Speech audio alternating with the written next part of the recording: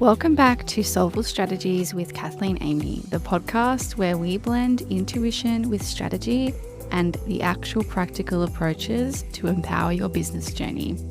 I'm your host, Kathleen, and in today's episode, we're going to explore the key role that intuition has in business decision making. As we navigate these introspective, quieter winter months, tuning back into our own inner guidance can be a game changer for making informed and aligned business choices. When I speak to developing your intuition in business, I'm not talking about making random guesses and throwing everything up in the air and picking what you think feels good. It's actually about cultivating a real deep connection with your inner wisdom and the subtle cues from your business and your business environment. Developing this skill involves creating space for silence and reflection and allowing your subconscious insights to surface. If we don't have that rest, that quiet time, that space, then we are not allowing our brains the chance to create and envision.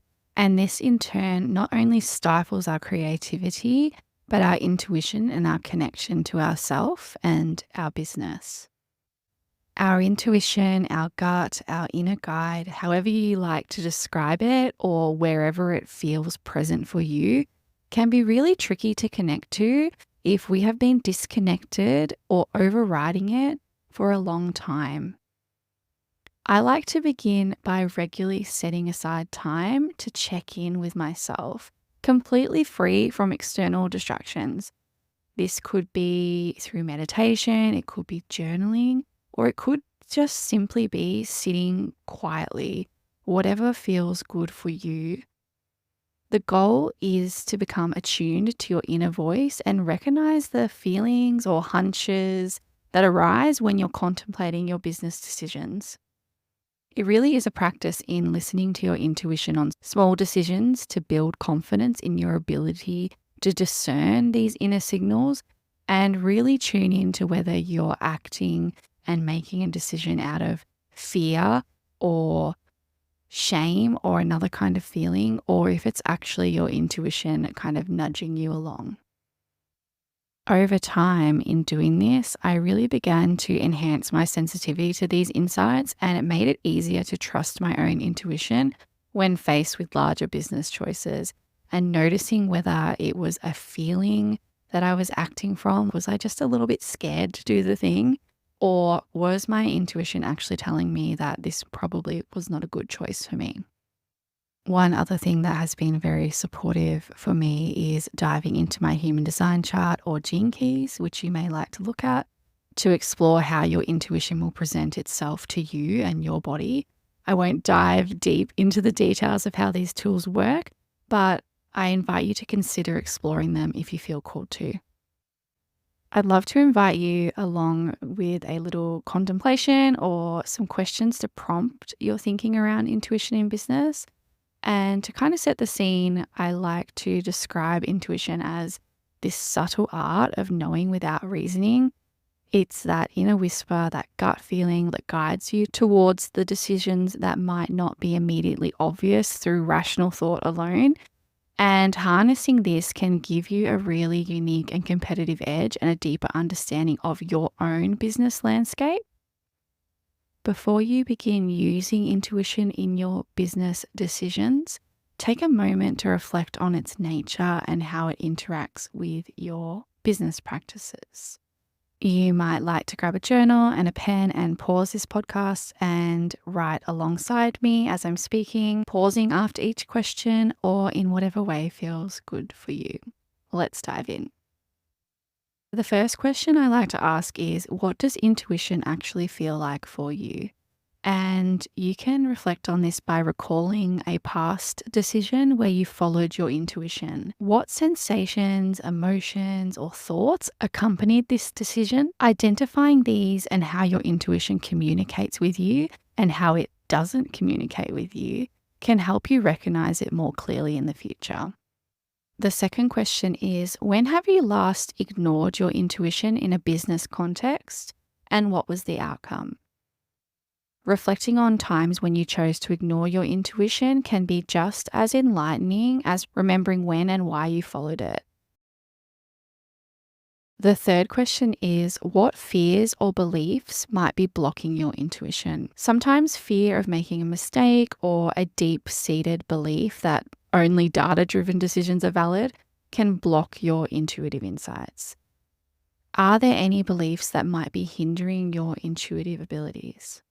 The fourth question is, how can you create a conducive environment for your intuition to flourish?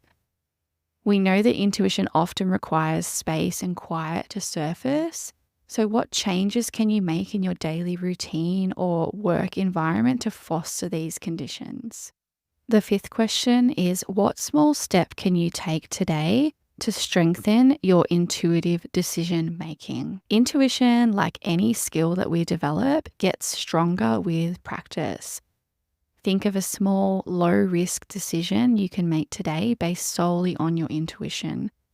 What will you choose? The sixth question is, in what areas of your business could you benefit from more intuition? Are there current challenges or opportunities in your business where your intuitive insights could be particularly valuable? And how might you apply your intuition to these areas? And last question is, who in your professional circle embodies intuitive decision making? Sometimes observing others who successfully use their intuition or are doing the thing that we want to do or be can provide a model to emulate or look towards. It's not about copying them and using their exact strategy. It's looking at what traits they exhibit and how do they integrate intuition with rational analysis and seeing how that might work for you too. By reflecting on these questions and then integrating the insights they reveal, you can begin to more effectively tune into and utilize your business intuition by making decisions that are not only smart and strategic, but also deeply aligned with your values and your vision for the future. Now, I'd love to hear your own experiences. Have you ever made a business decision based on intuition, and how did it turn out? For me, starting this business back in 2018 was a big call of intuition. I was heavily pregnant with my second child, planning a home birth, and one of my friends needed some support in her business, and it just felt like a big yes. This then led to following other little breadcrumbs of yes along the way, the small steps that lead to the big vision, as I always say, and then expanding to other businesses until, well, here we are. I'm recording my own podcast almost 6 years into business. Another call of intuition I followed was actually pausing my business for new clients in 2022 after the birth of my third baby. This time and space allowed me to not only spend more time with my youngest baby postpartum and nurture myself and them postpartum, but also completely rebirth my business at the beginning of 2023, resulting in a complete overhaul of my business and creating a business that, although in the same occupation of virtual assistants and social media, is better suited to the current version of me as I speak now.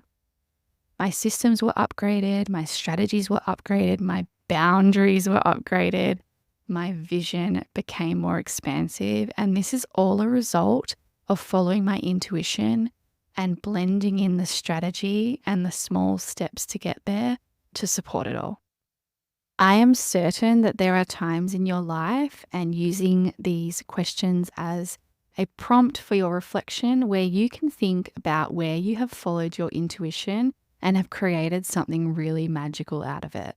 So as we move through the reflective winter months, I want you to remember that your intuition can be a really powerful ally in the realm of business. Developing and trusting your inner guide can lead to more authentic and effective decision making. So I invite you to embrace your business intuition as an essential part of this strategic toolkit and as part of your soulful strategies. Thank you for tuning into this episode of Soulful Strategies. Join me next time for more insights into blending intuition with strategy for a thriving entrepreneurial journey. Until then, trust that inner guide and let your business grow. I'll catch you next week.